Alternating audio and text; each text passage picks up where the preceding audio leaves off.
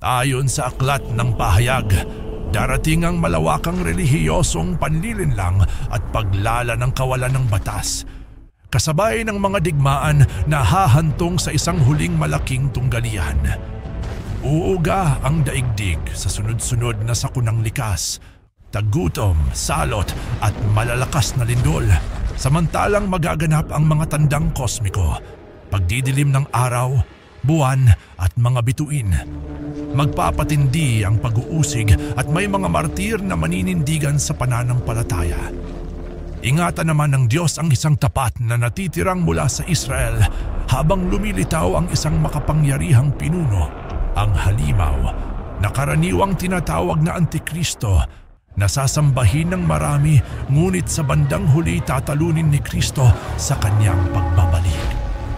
Sa gitna ng kadiliman, makikita rin ang dakilang pag-aani ng mga tao mula sa lahat ng bansa na lalapit sa Diyos. Susunod dito ang 7 huling salot na magdadala ng malawakang pagkawasak, ang paghuhukom at pagkatapos ay ang bagong paglikha, pagtatapos ng kamatayan, dalamhati at kirot, at pagsisimula ng bagong langit at bagong lupa kung saan nananahan ang kapayapaan ng Diyos magpakailanman. Nagaganap na ang mga huling araw, malapit na ang ikalawang pagparito ni Hesukristo.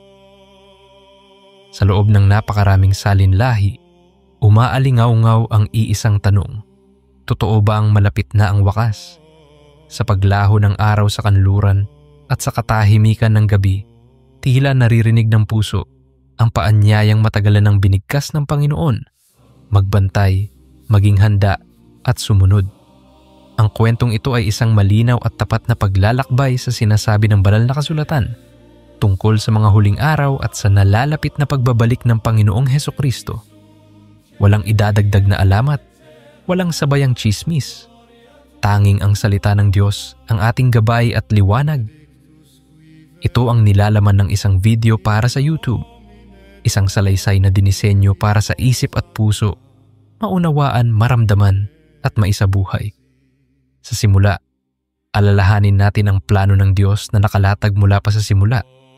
Nilikha ng Diyos ang lahat bilang mabuti, ngunit nagkasala ang tao at mula noon, ipinangako ng Diyos ang pagtubos.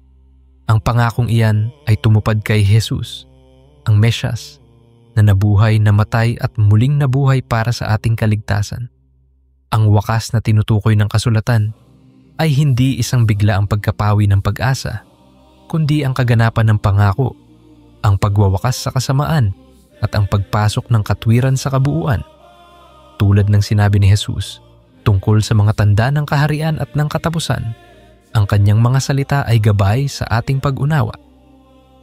Mag-ingat kayo upang hindi kayo mailigaw ni Numan, sabi ng Panginoon, sapagkat darating ang marami sa kanyang pangalan at magkakaroon ng mga digmaan at balita ng digmaan, gutom at lindol sa iba't ibang dako.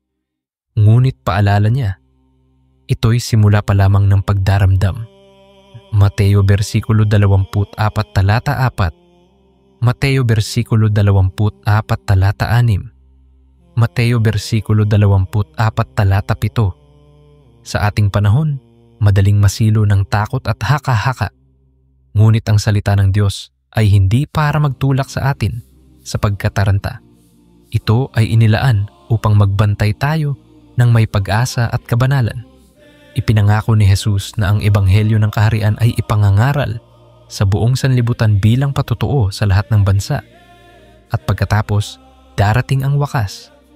Mateo versikulo 24 talata 14. Kaya't kasabay ng mga kaguluhan, may banal na galaw.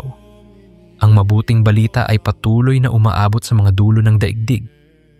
Ito ang isang tandang hindi dapat kalimutan. Kung paanong ang kadiliman ay palaging sinusundan ng liwanag, ganoon din ang kasaysayan. Sa gitna ng alinlangan, patuloy na lumalaganap ang salita ng pag-asa. Pinagmasdan din ni Jesus ang kalagayan ng puso ng tao sa mga huling araw. Sabi niya, ang pag-ibig ng marami ay lalamig dahil sa pagdami ng kasamaan, ngunit ang magtitiis hanggang wakas ay maliligtas.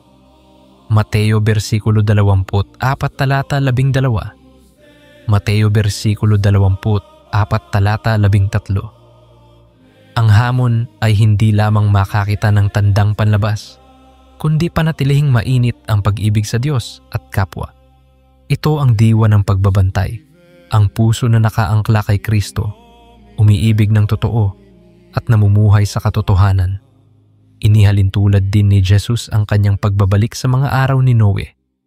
Noong panahon bago ang baha, ang mga tao'y kumakain, umiinom, nag-aasawa at pinapakasal, abala sa pang-araw-araw, hanggang dumating ang araw na pumasok si Noe sa daong at hindi nila nalaman hanggang dumating ang baha at nilipol silang lahat. Gayon din ang pagparito ng anak ng tao, bigla at hindi inaasahan ng maraming hindi handa. Mateo versikulo 24 talata 37. Mateo versikulo 24 talata 38. Hindi ibig sabihin nito ay tumigil tayo sa normal na buhay.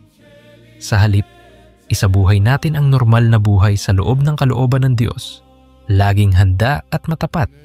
Kung titingnan natin ang mga aklat pagkatapos ng Ebanghelyo, magliliwanag ang mga paalala ng mga apostol. Inilarawan ni Pablo na sa mga huling araw ay darating ang mga panahong mahirap, sapagkat ang mga tao ay magiging maibigin sa sarili, sa salapi, palalo, masuwayin, walang pag-ibig sa kabutihan.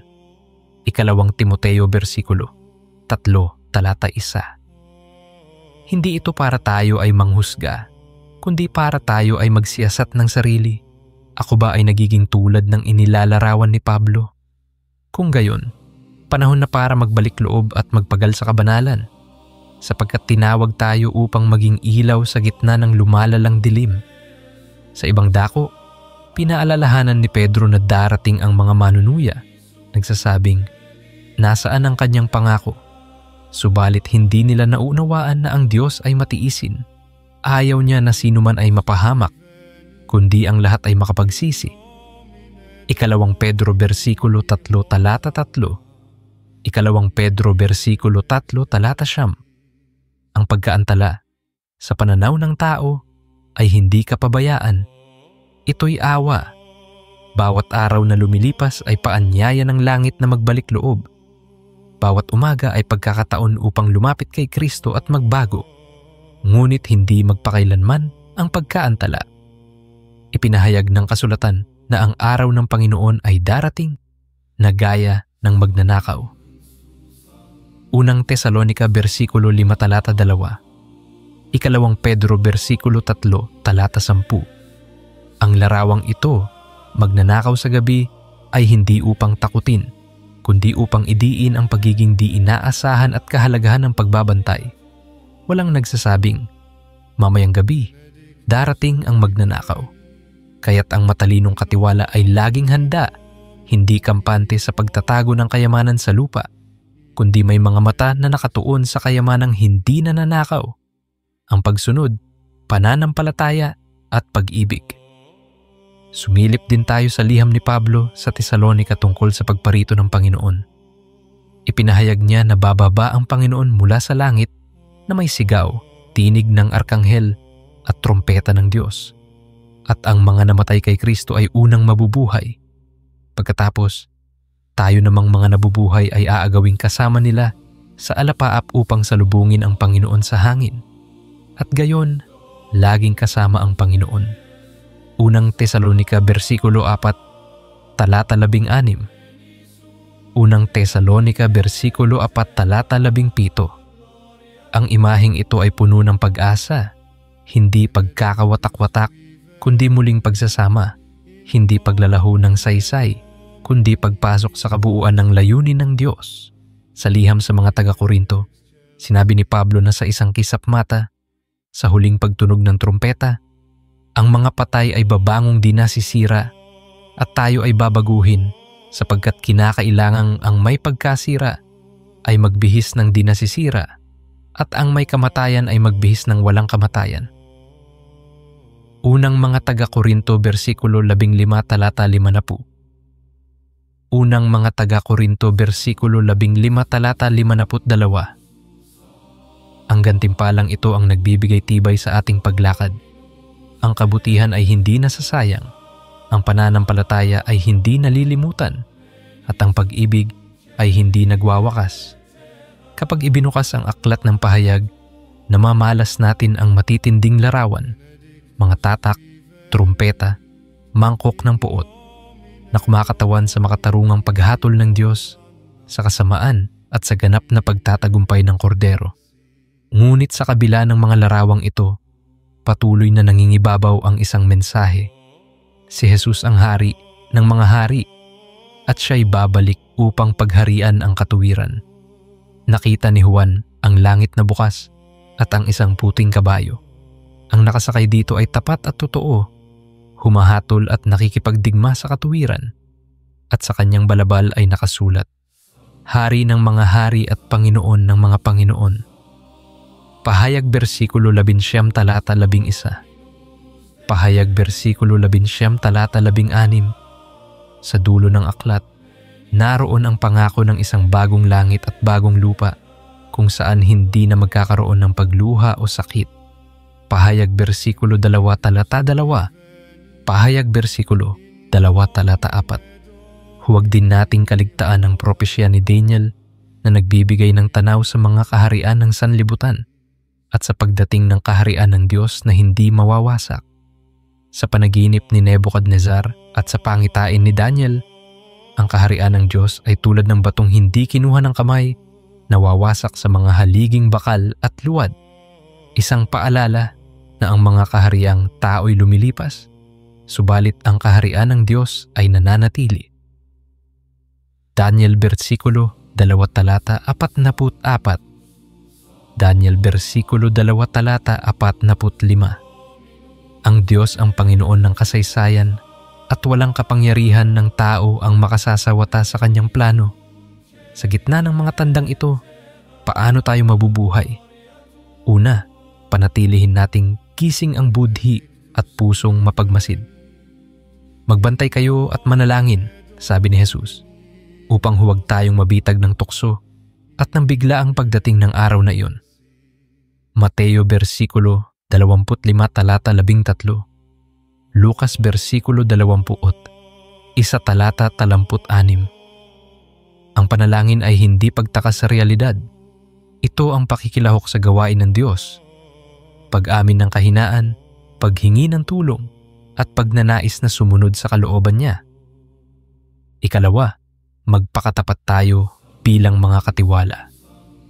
Sa talinghaga ng tapat at masamang alipin, pinarangalan ang alipin na gumagawa ng kalooban ng kanyang Panginoon habang wala pa ito. Ngunit pinarusahan ang isa na nagwalang bahalat inabuso ang kanyang kapwa. Mateo versikulo 24 talata 40. Mateo versikulo 24 talata 45. Ang pagbabantay ay konkreto, katapatan sa maliit at malaki, integridad sa lihim at hayag, pag-ibig na naglilingkod. Ikatlo, panatilihing maliwanag ang ilawan ng ating puso, gaya ng talinghaga ng 10 dalaga. Ang matatalino ay may langis, handang sumalubong sa kasintahan, ang mangmang ay naubusan at naiwan. Mateo versikulo 25 talata 2. Mateo versikulo 25 talata 8. Ang langis ay sumasagisag sa buhay na puspos ng espiritu. Pananampalatayang hindi peke, pag-ibig na hindi pabalat bunga, pagsunod na hindi lamang habang nakatingin ng iba. Kapag dumating ang oras, hindi natin maipapahiram ang langis ng kabanalan. Ito'y bunga ng araw-araw na pakikipaglakad sa Diyos. Ikaapat, kumapit sa Ebanghelyo. Ang sentro ng lahat ng tanda ay si Jesus mismo, ang kordero ng Diyos, ang hari, ang hukom, at ang tagapagligtas. Ako ang daan, ang katotohanan at ang buhay. Wika niya, walang makaparoroon sa Ama kundi sa pamamagitan ko. Juan versikulo 14 talata 6. Sa mga huling araw, maraming tinig ang mag-aalok ng mabilisang lunas sa takot, ideolohiya, pera, kapangyarihan, o maling relihiyon. Ngunit ang puso na nakakilala kay Kristo ay nakikinig sa kanyang tinig at sumusunod sa kanyang yapak. 5, yakapin ang pag-asa ng bagong paglikha. Ang nilalang ay dumaraing, ayon kay Pablo, sapagkat naghihintay sa pagsilang ng kaluwalhatian ng mga anak ng Diyos. Roma versikulo 8 talata 20. Roma versikulo 8 talata 22. Kapag tinatanaw natin ang wakas sa liwanag ng pangakong ito, ang ating pagod ay nagkakaroon ng saysay. Bawat luha na inalay sa pananalangin, bawat kabutihang isinagawa sa lihim, bawat kasalanang tinalikuran, lahat ay bahagi ng paghahanda sa araw na ating sasabihing, narito ang ating Diyos. Sa Kanya tayo umasa, tayo'y naligtas. Isayas versikulo 25 talata 9. May isa pang mahalagang babala mula sa kasulatan tungkol sa taong suwail at sa pandaraya na darating, kaya't nananawagan si Pablo na huwag madaling magulantang o mabahala kundi manindigan sa katotohanang tinanggap. 2 Tesalonica versikulo 2 talata 3. 2 Tesalonica versikulo 2 talata 4. Ang panlilinlang ay lilitaw saan man, may pusong ayaw sa katotohanan. Kaya, ang sagot ay hindi teorya ng takot, kundi buhay na nakaugat sa salita. Aral na sinusunod, hindi lamang sinasabi. Sa paglalakbay na ito, tandaan natin kung paanong ang bahaghari ang tanda ng tipan matapos ang baha. Ang krus at ang walang laman na libingan ang tanda ng bagong tipan na ang kamatayan ay natalo at ang pag-asa ay tunay. Sapagkat gayon na lamang ang pag-ibig ng Diyos sa sanlibutan na ibinigay niya ang kanyang bugtong na anak upang ang sinumang sumampalataya sa kanya ay hindi mapahamak kundi magkaroon ng buhay na walang hanggan. Juan versikulo 3 talata 16. Ang pinanggagalingan ng tapang sa mga huling araw ay hindi tapang ng tao, kundi katiyakan sa pag-ibig ng Diyos na hindi nagbabago. Ngayon kung ikaw ay manonood ng video at tinatanong mo ang iyong sarili, ano ang dapat kong gawin? Hayaan mong sagutin ng kasulatan ang puso mo. Magsisi kayo at manampalataya sa Ebanghelyo. Wika ni Jesus sa simula pa lamang ng kanyang pangangaral. Marko versikulo 1 talata 14. Marko versikulo 1 talata 15. Ibig sabihin, talikuran ng kasalanan at yakapin si Kristo, hindi sa salita lamang, kundi sa buong buhay. Manalangin, magbasa ng kasulatan araw-araw, sumama sa mga kapatid na sumasamba sa espiritu at katotohanan, at maglingkod sa kapwa. Ito ang paghahandang kinalulugdan ng Diyos. Sa ating henerasyon, napakadaling mabuhay sa ingay, notifikasyon, trend, at mabilisang opinyon. Ngunit ang tinig ng pastol ay nananatiling malinaw sa puso na marunong tumahimik sa kanyang harapan. Halik kayo sa akin, kayong napapagal at nabibigatan, at kayo'y aking pagpapahingahin. Mateo versikulo 11 talata 28. Sa kanya, ang takot sa hinaharap ay napapalitan ng kapayapaan. Ang pagkabalisa sa end times ay nagiging pananabik sa kapanahunan ng katuwiran. Kung lilimiin din ang hulma ng buong kasulatan, mapapansing ang mga huling araw ay naglalantad ng dalawang landas.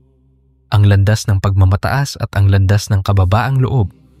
Sa Tore ng Babel, sinikap ng tao abutin ang langit, ngunit ibinaba ng Diyos ang kanilang pagmamataas.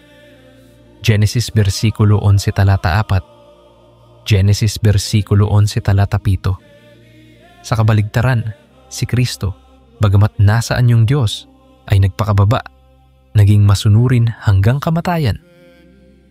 Filipos versikulo 2 talata 5. Filipos versikulo 2 talata 8. Sa huling araw, kikilalanin ng Diyos ang mga sa Kanya, hindi dahil sa kanilang diplomasya o dami ng tagasunod, kundi dahil sa tandang ito, nakikita kay Kristo ang kanilang anyo. Kaya't tanungin natin ang sarili, sa aking mga pagpili, sino ang nakikita? Ako o si Jesus? Mayroon ding malinaw na paanyaya ang kasulatan tungkol sa pag-ibig. Higit sa lahat, manangan kayo sa pag-ibig, sapagkat ang pag-ibig ang katuparan ng kautusan. Roma versikulo 13, talata 17. Unang Pedro versikulo 4, talata 8. Ang pagbabalik ni Kristo ay hindi dapat maging dahilan ng paglayo sa mundo, kundi ng higit na pag-ibig sa kapwa, pagpapatawad, katarungan at kabutihang loob. Ang tunay na naghihintay ay hindi lang nagbibilang ng araw. Siya'y gumagawa ng kabutihan habang may liwanag pa. At sa huli, maririnig natin ang huling panawagan ng pahayag. Ang espiritu at ang nobya ay nagsasabi, "Halika." At ang nakaririnig ay magsabi, "Halika." Pahayag versikulo 22, talata 17. Ito ang sigaw ng iglesia sa bawat henerasyon. Halika Panginoong Jesus. Habang hinihintay natin siya, gawin nating altar ang pang-araw-araw, ang ating tahanan, trabaho, paaralan, lansangan, at ialay ang lahat sa kanyang kaluwalhatian. Sa gayon, kapag dumating siya, masusumpungan niya tayong tapat, gising at masaya sa kanyang pagdating. Kung naririnig mo ang paanyayang ito ngayon, huwag patigasin ang puso. Ang Diyos ay hindi malayo. Siya'y malapit sa mga tumatawag sa Kanya sa katotohanan. Awit versikulo 105, talata 18. Awit versikulo 105, talata 19. Ilapit mo ang iyong buhay kay Kristo. Ang iyong takot, sugat, pangarap at pagkukulang. Sa Kanya may kapatawaran. Sa Kanya may bagong simula. Sa Kanya, ang hinaharap ay hindi banta, kundi pangako. Binuksan natin ang mga tanda at paanyaya ng kasulatan. Ngayon ay lalakad tayo ng mas malalim. Hindi upang gumawa ng sariling haka, kundi upang hayaan ang banal na kasulatan ang magpaliwanag ng banal na kasulatan. Maging malinaw na gabay natin ang mga pangako at babala ni Jesus, ng mga apostol at ng mga propeta.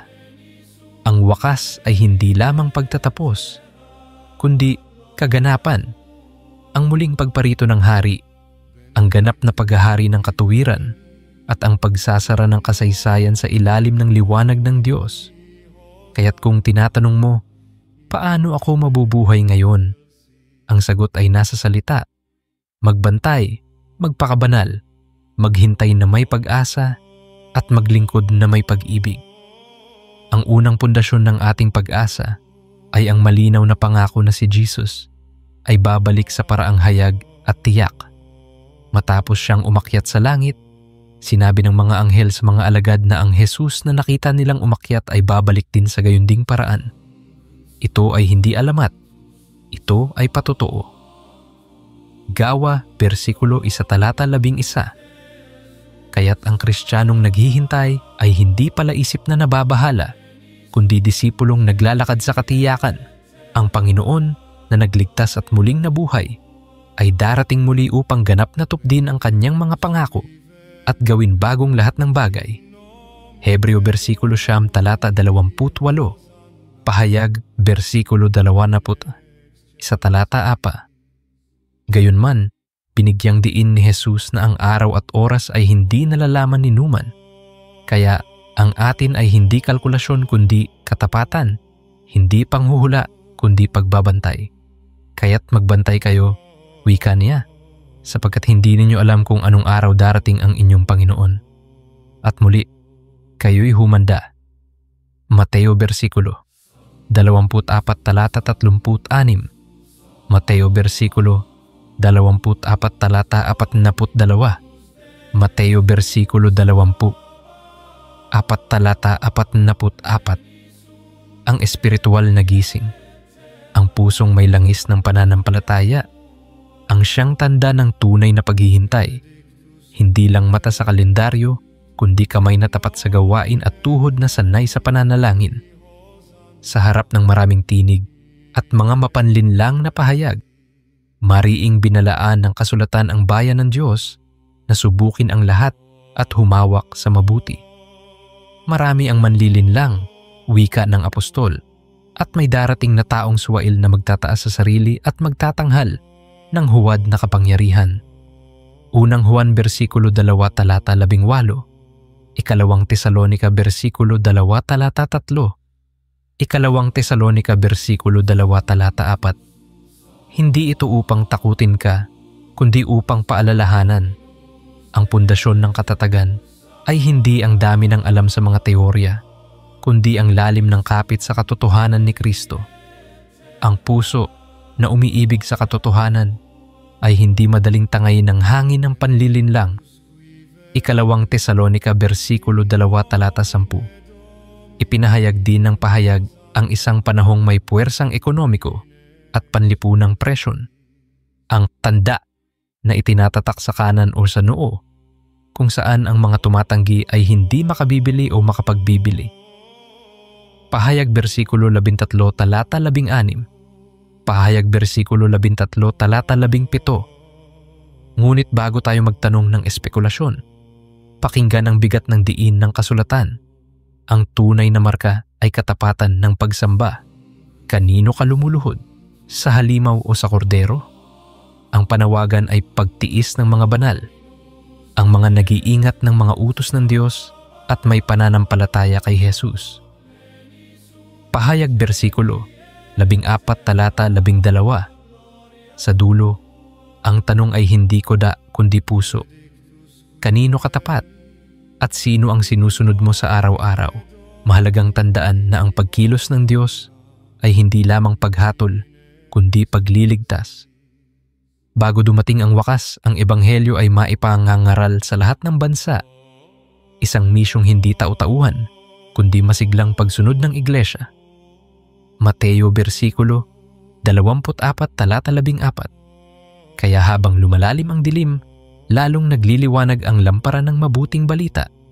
Habang tumitindi ang labanan, lalong tumitibay ang panawagan. Humayo kayo at gawin ninyong alagad ang lahat ng bansa.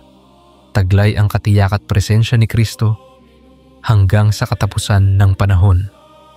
Mateo versikulo 28 talata 11. Mateo versikulo 28 talata 20. Hindi natin maiiwasan ang kapighatian sa salaysay ng kasulatan. Ipinaalala ni Pedro na huwag kang magtaka sa mainit na pagsubok na dumarating, kundi magalak sapagkat nakikibahagi ka sa pagdurusa ni Kristo upang makibahagi rin sa kanyang kaluwalhatian. Unang Pedro versikulo 4 talata 12. Unang Pedro versikulo 4 talata 13. At sinabi ni Pablo, ang paghihirap sa kasalukuyan ay hindi maihahambing sa kaluwalhatiang ihahayag. Roma versikulo 8 talata 18. Ang pananabik ng buong nilikha, ang pagdaing ng mga puso, ay itinuturo ang parehong dulo. Ang pagdating ng anak, ang paglaya mula sa kabulukan, at ang kalayaan ng mga anak ng Diyos. Roma versikulo 8 talata 20. Sa mga salita ni Jesus, magkakaroon ng mga tanda sa araw, buwan at mga bituin. Ang mga bansa ay maliligalig at sasabihin niya sa kanyang mga alagad, pagka nakita ninyong nangyayari ang mga bagay na ito, tumindig kayo at iangat ninyo ang inyong ulo sapagkat malapit na ang inyong katubusan. Lucas versikulo 21 talata 25. Lucas versikulo 21 talata 28. Ang pananaw na ito ang pumipigil sa takot. Sa halip na yuko ng pangamba, tayo'y tingalang may pag-asa sapagkat ang katapusan ay kapanganakan ng bagong umaga, hindi paglaho ng liwanag. Kasabay nito, umiigting ang panawagan sa kabanalan at katapatan. Kung ganito ang darating, tanong ng apostol, anong gawi ng pamumuhay ang nararapat sa inyo? Ikalawang Pedro versikulo 3 talata 11. Sapagkat ang lahat ng bagay na nakikita ay may araw na mawawala, kaya't ang dapat manatili ay ang mga gawaing hindi nabubulok, pagsunod, pag-ibig at pananampalataya. Tayo'y tinawag na maging kaharian na hindi maanig, at dahil doon, magbigay tayo ng pagsamba na kinalulugdan ng Diyos na may paggalang. Hebreo versikulo 12 talata 28. Pagkatapos ng pagsaksi at pagtiis ay darating ang piging, ang kasalan ng kordero. Magalak tayo, wika ng pahayag, sapagkat dumating ang kasal ng kordero at ang kanyang nobya ay naghanda na.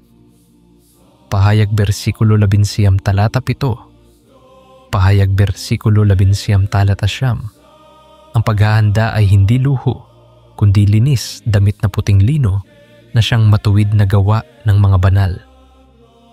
Ang video mong pinapakinggan ngayon ay paanyaya. Hindi sa takot na maghanda, kundi sa pag-ibig na magpakabanal. Hindi sa pangamba na tumakas, kundi sa pananampalatayang manindigan. Sa tanaw ng mga propeta, ang darating na paghahari ay katuwiran at kapayapaan. Nakita ni Daniel ang anak ng tao na binigyan ng kapamahalaan at kaluwalhatian at kaharian upang paglingkuran siya ng lahat ng bayan. Ang kanyang kaharian ay walang hanggan. Daniel bersikulo 7 talata 14. Nakita rin ni Isaias ang araw kung kailan ang lupa ay mapupuno ng kaalaman sa kaluwalhatian ng Panginoon at ang mga espada ay gagawing pang-araro. Hindi na sila mag-aaral ng pakikidigma. Isaias bersikulo 11 talata 9. Isaias bersikulo 2 talata 4. At sumigaw si Zacarias, si Yahweh ay magiging hari sa buong lupa. Zacarias bersikulo 14 talata 9. Sa gayong larawan, ang pag-asa natin ay hindi matamis na pantasya, kundi pangakong batay sa salita ng Diyos. Pagkatapos ng makapangyarihang pagpapakita ng hari, inilarawan ng pahayag ang dakilang hukuman, ang trono na puti at malaki, at ang mga aklat na binuksan, at ang aklat ng buhay. Pahayag bersikulo 20 talata 11. Pahayag bersikulo 20 talata 12. Ito ay araw ng katarungan. Ang Diyos na nakakakita sa lihim na nakaririnig sa daing ng inaapi ay magbibigay ng hatol na walang kinikilingan. Kaya ngayon pa lamang pakinggan ang utos. Datapuat ngayoy ipinag-uutos niya sa lahat ng tao sa lahat ng dako na mangagsisi, sapagkat itinakda niya ang isang araw na huhukuman niya ang sanlibutan sa katuwiran sa pamamagitan ng lalaking kanyang itinalaga. Gawa bersikulo 13 talata 30. Ang biyaya ngayon ang pintuan, bukas katarungan na ang lulunsad, kaya't huwag kang magpaliban. Subalit tingnan mo rin ang dulo ng kwento, ang bagong langit at bagong lupa, kung saan ang Diyos mismo ay kasama ng mga tao. Papahirin niya ang bawat luha sa kanilang mga mata, at ang mga dating bagay ay lumipas. Pahayag bersikulo 21 talata 1. Pahayag bersikulo 21 talata 4. Nakita ni Juan ang ilog ng tubig ng buhay at ang punong kahoy ng buhay na namumunga. Wala nang sumpa. Doon makikita nila ang kanyang mukha. Pahayag bersikulo 22 talata 1. Pahayag bersikulo 22 talata 4. Ang wakas na ito ay simula. Buhay na hindi na mawawala. Liwanag na hindi nalulubog. Paano naman ang ngayon? Maging matalino at matapat na alipin na naglalaan ng pagkain sa kapanahunan. Mateo bersikulo 24 talata 45. Isuot ang buong kagayakan ng Diyos upang makatindig laban sa mga pakanan ng masama. Ang sinturon ng katotohanan, baluti ng katuwiran, sandalyas ng ebanghelyo, kalasag ng pananampalataya, helmet ng kaligtasan, at tabak ng espiritu na siyang salita ng Diyos, at manalangin sa lahat ng oras. Efeso bersikulo 6 talata 11. Efeso bersikulo 6 talata 18. Sa mga huling araw, ang pagkaingat ay hindi paranoia. Ito'y disiplina ng pag-ibig na ayaw mawala sa paanan ni Kristo. Napakahalaga ring bantayan ang pag-ibig. Dahil sa pagdami ng kasamaan, ang pag-ibig ng marami ay lalamig. Sabi ni Jesus, datapuat, ang magtitiis hanggang wakas ay maliligtas. Mateo bersikulo 24 talata 12. Mateo bersikulo 24 talata 13. Kaya't sikapin nating manatiling mainit ang puso, aliwin ang nalulumbay, patawarin ang nagkasala, ipagkaloob ang giliw sa mahihina, at manalangin para sa mga inuusig. Sa gayong paraan, ang bawat araw ng paghihintay ay nagiging pag-aani ng kabutihan, mga binhing itatanim sa lupa, ngunit bungang tatanggapin natin sa walang hanggan.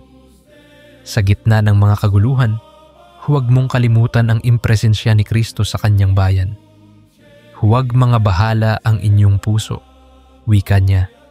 Siya'y paroroon upang maghanda ng dako at muling paririto upang tanggapin tayo sa kanya.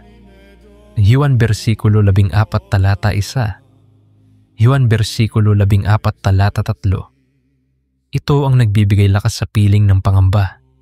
May tahanang inihahanda para sa iyo at may Panginoong gumagabay sa bawat hakbang mo. Walang unos ang makakabura sa pangakong iyan. Walang gabi ang makatataboy sa umagang inihanda niya para sa mga umiibig sa kanya. Huwag ding kalimutan ang gawain ng Espiritu sa pagitan ng na at hindi pa. Ibinuhos ng Diyos ang kanyang Espiritu sa lahat ng laman upang mangusap sa kanyang bayan sa pamamagitan ng salita at kabanalan. Joel versikulo 2 talata 28. Gawa versikulo 2 talata 17. Kaya't ang paghahanda ay hindi lamang pag-aaral. Ito ay pagpapasakop sa Espiritu, pagbuo ng buhay pananalangin at pagkamalay sa kanyang ibinubulong sa atin sa pamamagitan ng kasulatan. Sa ganyang paraan, ang simbahan ay nagiging sulo sa gabi, hindi apoy na nanlalamon, kundi ilaw na gumagabay. Kaugnay nito, itinuro ni Pablo na oras na upang gumising sapagkat malapit na ang ating kaligtasan kaysa noong tayo'y sumampalataya. Kaya alisin natin ang mga gawa ng kadiliman at isuot ang baluti ng liwanag. Roma versikulo 13 talata 11. Roma versikulo 13 talata 12. Ang pamumuhay sa liwanag ay praktikal, katapatan sa salita, kalinisan sa ugnayan, kababaang loob sa tagumpay, pag-asa sa pagsubok. Ito ang mga maliliit na bagay na, kapag tinipon, ay humuhubog ng isang buhay na handang sumalubong sa hari. Huwag ring baliwalain ang turo ng Panginoon tungkol sa awa at katarungan. Sa larawan ng paghuhukom, kinilala ang mga nagpakain sa gutom, nagpainom sa uhaw, nagsilong sa walang tahanan, bumisita sa may sakit at sa bilanggo. Anumang ginawa ninyo sa pinakahamak sa kanyang mga kapatid, sa kanya ninyo ginawa. Mateo versikulo 25 talata 35. Mateo versikulo 25 talata 40. Hindi sinasabing kaligtasan sa gawa. Ang sinasabi, ang tunay na pananampalataya ay namumunga sa pag-ibig. Sa panahon ng panghihina ng pag-ibig, tayo ang tatawag sa puso ng sanlibutan. May tagapagligtas at may daang mas higit sa sarili, ang daan ng pag-ibig. Bilang paalala, sabi ni Jesus, ang sino mang nakikinig ng aking mga salita at isinasagawa ang mga ito ay tulad ng taong matalino na nagtayo ng kanyang bahay sa bato. Dumating ang unos, ngunit hindi ito nagiba sapagkat nakatayo sa saligang matibay. Mateo versikulo 7 talata 24. Mateo versikulo 7 talata 25. Sa mga huling araw, ang pagtatayo sa bato ay hindi opsyon. Ito ay pangangailangan. Ang anumang pundasyong yari sa buhangin, pagmamataas, kasakiman, huwad na relihiyon ay babagsak. Ngunit ang tahanang itinayo sa pagsunod kay Kristo ay tatayo hanggang sa dumating siya. Habang paparating ang kaganapan, huwag nating kalimutan ang himig ng paanyaya. Ang Espiritu at ang nobya ay nagsasabi, halika! At ang nakaririnig ay magsabi, halika! Pahayag versikulo 22 talata 17. Ito ang tinig ng iglesia sa bawat henerasyon, hindi bulong ng takot, kundi awit ng pananabik. At sumasagot ang Panginoon, tunay na ako'y madaling pumaparito. Pahayag versikulo 22 talata 20. Sa pagitan ng paanyaya at pangako, tayo'y mananatili sa mga gawain ng pag-ibig, sa panalangin at sa pag-asa. Tiyak na darating ang araw at tiyak na hindi masasayang ang bawat luha at pawis na inalay sa kanyang ngalan. Mahalaga ring marinig ang himaton sa ating pag-iisip. Subukin ninyo ang mga espiritu kung sila'y sa Diyos. Unang Juan versikulo 4 talata 1. Sa panahon ng impormasyon at ingay, ang pamimili ng tinig ay mahalaga. Ang tinig ni Kristo ay nananawagan ng pagsisisi at pananampalataya, hindi panatiko at panguusig. Nagbubunga ng pag-ibig, kagalakan, kapayapaan, kahinahunan, kabutihan, katapatan, kaamuan, at pagpipigil sa sarili. Galatia versikulo 5 talata 22. Kapag ang isang aral ay nagbubunga ng kapalaluan at pagkamuhi, mag-ingat. Kapag ang isang mensahe ay tumatalikod sa krus at pagkabuhay, tumanggi. Ang ebanghelyo ang sukatan, maging tapat din sa pag-asa sa harap ng kamatayan. Ang sinabi ni Pablo sa Tesalonica ay hindi upang takutin kundi aliwin. Ang mga namatay kay Kristo ay unang mabubuhay, at tayo na nabubuhay ay aagawing kasama nila sa alapaap upang salubungin ang Panginoon sa hangin. At idinugtong niya, kaya't aliwin ninyo ang isa't isa sa mga salitang ito. Unang Tesalonica versikulo 4 talata 16. Unang Tesalonica versikulo 4 talata 17. Unang Tesalonica versikulo 4 talata 18. Kung ikaw ay dumaraan sa pagluluksa, tanggapin ang aliw. Ang muling pagkikita ay hindi ilusyon. Ito ay pangako ng muling nabuhay. At sa huli, tanawin natin ang mukha ni Jesus, sapagkat siya ang gitna ng lahat ng tanda. Ako ang daan, ang katotohanan at ang buhay, wika niya, at walang makaparoroon sa Ama, kundi sa pamamagitan ko. Juan versikulo 14 talata 6. Siya'y lilitaw sa ikalawang pagkakataon para sa kaligtasan ng mga sabik na naghihintay sa Kanya. Hebreo versikulo 9 talata 28. Kapag si Jesus ang sentro, ang mga hula ay lumiliwanag bilang paanyaya sa kabanalan at pag-ibig. Kapag si Jesus ang puso, ang mga takot ay natutunaw sa harap ng Kanyang kapayapaan. Kung gayon, ito ang hamon. Linisin natin ang ating sarili sa lahat ng karumihan ng laman at espiritu na ginagawang ganap ang kabanalan sa pagkatakot sa Diyos. Ikalawang Korinto versikulo 7 talata 1. Patatagin ninyo ang inyong mga puso, upang pagdating niya ay masumpungan kayong walang kapintasan sa pag-ibig. Unang Tesalonica versikulo 3 talata 13. At magpakatatag kayo, hindi matinag, laging sumasagana sa gawa ng Panginoon, sapagkat hindi walang kabuluhan ang inyong pagpapagal. Unang mga taga-Korinto versikulo 15 talata 58. Sa pagtatapos ng salaysay na ito para sa iyong video, imbitasyon ito, hindi lamang para sa isip na umunawa, kundi sa puso na tumugon. Kung nararamdaman mong kinakausap ka ng Diyos ngayon, huwag mong patigasin ang puso. Sa halip, buksan mo ang pinto.